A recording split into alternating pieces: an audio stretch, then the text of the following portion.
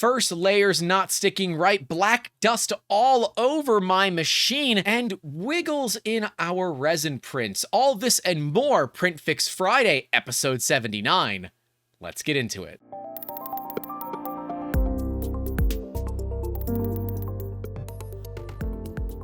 Hey guys, welcome back to the channel, and if you are new here and you're struggling with 3D printing fails, we got you covered. Would love to help you out however we can, but if you don't mind, leave a like and get subscribed if you are not. Okay, bye. The cat is running to the subscribe button. Let me be clear, smashing it even. Like she just knocked a bunch of things around on my desk. We've got a lot of great failures, and a lot of them move toward the fundamentals of print fixing, whether that is first layers, Z offsets, speeds, feeds, extruder calibration. That is what I love about Print Fix Friday. We have similar results, but the problems all look just a little bit different. And if you are struggling to get through your printers and having some trouble with them, you can reach out to us. You can tag us on all the social media, slide into those DMs, or of course, email us directly, youtube@3dmusketeers.com, where we would love to help you make awesome every single day. And if you are looking to outsource your 3D printing, get some 3D scanning done, whatever it might be, you can hit up the pros over at 3D Musketeers. Links, of course, in that description as well. Of course, there are options to support us financially via PayPal, Patreon, and YouTube channel members if you do so feel inclined to do such a thing. But let's get into working on fixing some of these fails, because I love this series.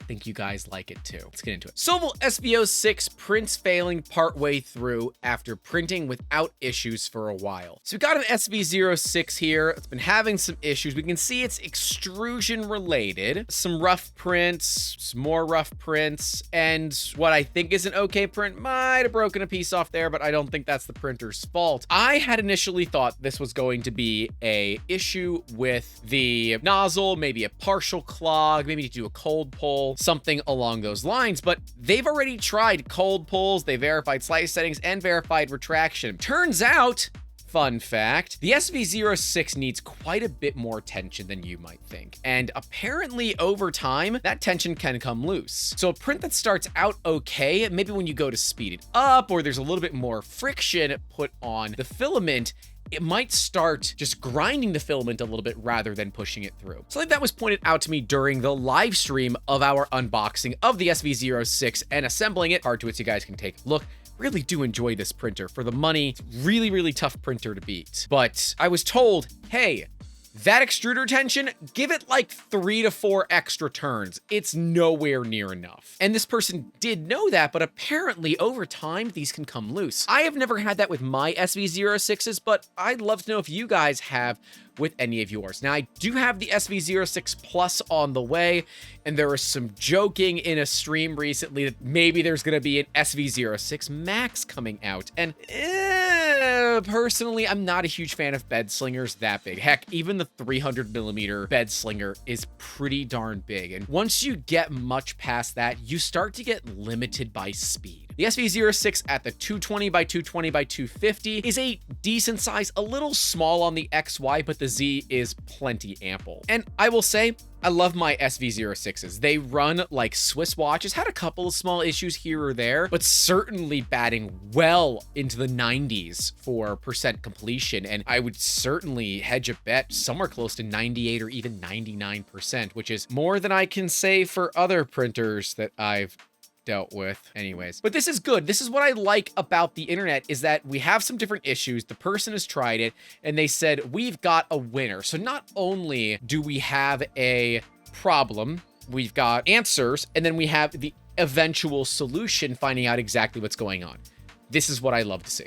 Good job, everybody. Next up, a Bambu fail, something I've become apparently normalized to, because even my now brand new Bambu Lab X1 Carbon, less than 3 hours old, decides that it's just gonna have problems. Now, the stream did vote to send it back, but Bambu has asked that we go through some steps first before sending it back, which for a 3-hour-old printer, I'm not a fan of, but we're not here to talk about my particular problems. Maybe that will be its own dedicated video. Again, maybe I'll just leave it for Patreon. I don't know. but I'm a little frustrated about that whole situation. Let's get into this person's Bambu fail. This is an X1 carbon combo. They've been running a bunch of white PLA through it, and everything about this is we've got lots of black dust everywhere. This is an older X1 carbon combo, and I know this because of the boards.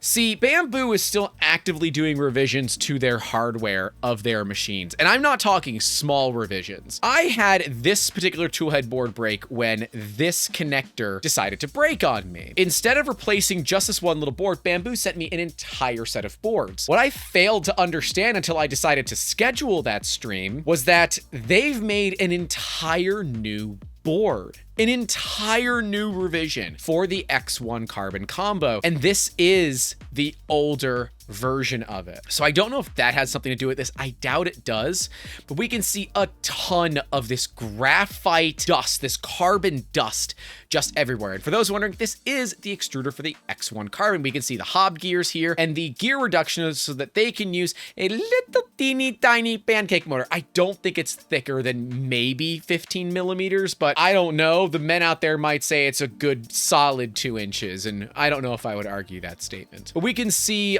all this dust all over the place, and this is not what you would want to see in a $1,500 3D printer. And while I am well aware that this is likely an edge case, it doesn't make it okay. Not in my book, and I don't think it should be okay in your book either, but I'm not here to tell you what to do. So we can see that it is carbon dust, and they're not printing with anything that could be a VOC, but I 100% agree. This is shavings and dust from the rods. This is something that I'm really curious to understand what the longevity looks like on these machines. What does it actually look like over thousands of hours, hundreds of thousands of hours of printing? What happens to those rods? Because currently, they are non-user serviceable, non-user replaceable. So when something like this happens, is the printer junk? If we go to Bambu, under accessories, we see things like, extruders and glues and stickers and all these fun things, but we don't see anything regarding the carbon rods. And if these are parts that are expected to get damaged at some point over time, I would like to see them be available as spare parts units to be ordered, but they can't be. And I don't know how I feel about that. That means if you do have an issue like this, you're gonna run into a problem where you're kind of out of luck. I'm guessing there's quite a bit of play in that x-axis as well, because these printers move very fast. For those that don't know, these things are some of the fastest printers out of the box out there right now. Deltas are really the only thing that is coming close to moving at the speed of these Bambus, but similar to a Ferrari, while it is going to get you to that meeting nice and early, is the maintenance going to be something that eats you alive? This is still to be seen, and it does appear to me that there is a massive difference in what is expected for QC on these machines. These are claiming out-of-the-box quality in printing, and while this person does appear to have a half-decent experience, they've ran quite a bit through it, I can't imagine that this is going to be the problem. And I'm not exactly certain what causes it. We've got users talking about carbon dust, and I would agree as well, but they point out that some of this is magnetic, which is not what you would expect from carbon fiber rods, or at least not what I would personally expect from a carbon fiber rod. Maybe that is a thing. I don't know. I guess I'm confused because it's certainly not dirty filament. We can see more people talking about dust from the rods. This is someone saying it is most probably not carbon dust because this person has had zero dust on the rods touching the belts and there's black dust on them. Where from the belts? No, I'm wrong, but it isn't the rods. I don't know, man. We've seen some issues where people are saying, well, it didn't happen to me, so it doesn't make sense that's happening to you. We've got a QC issue in these machines. Like it's a thing. I'm not exactly certain what to do about it because I want to solve this problem, but I don't have a solution because all of these comments are, how often do you clean? Do you have unusual wear? And some of these are good questions to ask, but because the machine isn't something you can just go out and buy spare parts for like that, this person is kind of stuck cleaning off the gunk and hoping for the best. And when you are running white filament, we already know my feelings about white filament. We're not going to get into that right now. But when you are running white filament, any amount of carbon buildup, darker dust material is a huge problem. Should I start with recalibrating Z height or cleaning the bed? Flash Forge Adventurer 3 PLA. Yes, you should do both. So we've got an issue where we are a little too close, and we're so close that you can see the lines get a little wiggly and wavy. But when the lines come up like this, it is because they're also not sticking to the build plate. So it's a combination, and the answer becomes yes. There are some things to note here. We are running a 0.32 millimeter first layer. That is a big fat first layer. I highly recommend that you just do a 0.2 millimeter first layer. I don't care what layer height your print is. It's just a known thing. If you keep your first layers at the exact same height all the time, you don't worry about it. And if you are trying to print something that is crazy high detail and maybe you're going down to 50 micron layers, is 4 layers really gonna make that big of a deal? If it is, then hey, congratulations, because your prints are better than mine, because 4 layers ain't gonna make a damn difference, especially on the bottom of a print. And it looks like the film is peeling off the print. I would agree that it is. And they're using 107% first layer extrusion. I don't know if I agree with that. And apparently it doesn't happen with a 0.25 first layer with 109% first layer extrusion. I don't agree with any of that. Stick to one first layer height, whether it's 0.2, 0.25, 0.3, I don't care. Stick to it, don't change it, because it will make calibrating your first layer considerably easier. When it comes to extrusion, put it to 1 and go from there. If you are still having problems, let's look at the steps per millimeter that you're running. Now, we did an entire video on Z offset. Card to it so you can take a look. Highly recommended that you go and take a look at that video if you are going through issues like we see here. This happens though. To be clear, this happens. This is normal. Having a slightly dirty bed, I don't judge what you guys do in your free time. Having a slightly dirty bed happens, and even to the best of us, it still happens. And that means you might run into problems like this. So hot water, dish soap for that bed. Get that thing nice and clean. Wipe down with isopropyl alcohol. Although I'm a Windex kind of guy, but alcohol, generally one of the better things to wipe it down with. And then let's look at doing a known 0.2, 0.25 with 100% first layer extrusion and see how that works and see how that goes. In fact, I think Prussia's actually go down to 0.95 rather than going up. You're not trying to get those wavy lines. You want it to look and feel like a piece of glass on the top. We got a fail here from my buddy Joel, telling the 3D printing nerd, great dude, who's been playing around with its eMake 3D Galaxy 1, which is a chonker of an SLA resin printer. A lot of you are used to MSLA, which is masked stereolithography, which is the UV light with the LCD screen, and the LCD screen masks away where UV light doesn't pass through. Pretty simple thing to look at and understand. SLA uses a blue laser and galvanometers, which are mirrors that can move very accurately, very quickly to basically trace an outline of something. Galvos are kind of old school, with MSLA being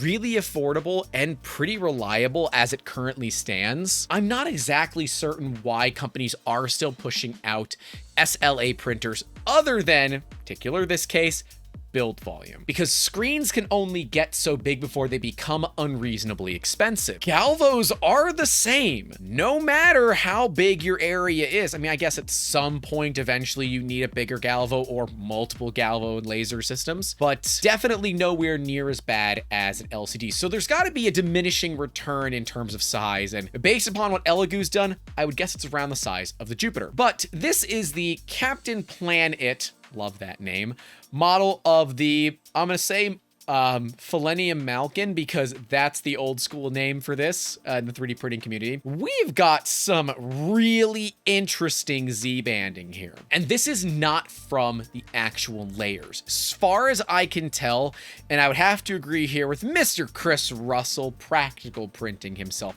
Awesome guy, by the way. If it is a repeatable pattern, it is normally associated with something in the Z-axis. If it aligns perfectly with the pitch of your lead screw, there's your problem. If it doesn't, chances are you might have a bearing with a little bit of extra grab in it that is not wanting to move as easy. And Chris agrees here. Leads me to believe that there is something up mechanically with the Z-axis, possibly bearings dragging in the skate or rod. I would absolutely concur with this assessment. Now, I don't know for sure. It could absolutely be some thick layers and she's wiggling a little bit. It could be a print bed that's a little bit loose and it's amplifying, but the lighting doesn't necessarily tell me if this issue is consistent or if it gets worse. If it was a loose print bed, you would notice it be really not much up closer toward the print bed, and it would get worse and worse and worse and worse the further down that you went because of the fulcrum in that you're farther away from the point of attachment.